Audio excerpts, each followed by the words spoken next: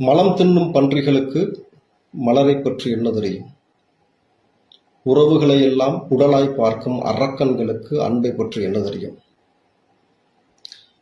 இன்றைக்கு விஜய் அவர்கள் செய்யக்கூடிய உதவி மாணவ பிள்ளைகளை எந்த அளவுக்கு உத்வேகப்படுத்தி இருக்கிறது என்பதை சமூகத்தில் நாம் பார்க்க முடிகிறது. அந்த பிள்ளைகளுக்கு சொல்லக்கூடிய வார்த்தையிலிருந்து நமக்கு அது புரிகிறது என்ற பொழுது, விஜயிடம் பெற்றோர்கள் பிள்ளைகளை கூட்டி கொண்டு போய் விடுறீங்க, இதுக்கு கூட்டி கொடுக்கலாம்னு ஒருத்தன் பேசுறான்னா தமிழ்நாட்டுல, மாணவ பிள்ளைகளையும் பெற்றோர்களையும் கூட்டி கொடுக்கலாம்னு ஒருத்தன் பேசுறானா, இவ்வளவு இழிவா ஒருத்தனால தமிழ்நாட்டுல பேச முடியும்னா இவனை செருப்பால் அடிச்சாலும் தகும் என்பதுதான் ஒவ்வொரு தனிப்பட்ட மனிதனுடைய கருத்தாகவும் இருக்கிறது பொழுது, இந்த வேல்முருகன் என்ற வழக்கமாறை சட்ட ரீதியாக பல நபர்கள் இவரை சிறையில் தள்ளுவதற்கான முனைப்பை எடுக்க வேண்டும்.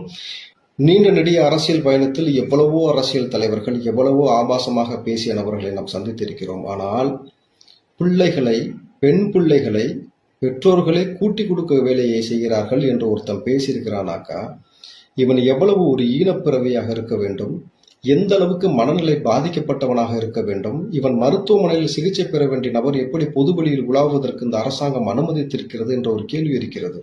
பிள்ளைகள் எவ்வளவு ஒரு உத்வேகத்தோடு படித்துக் கொண்டிருக்கிறார்கள். இந்த பிள்ளைகளை இவ்வளவு இழிவுபடுத்திய வேல்முருகனை என்ன செய்தால் தகும் என்றதை நீங்கள் நீதிபதி அவர்கள் நீங்கள் முடிவெடுக்க வேண்டும்.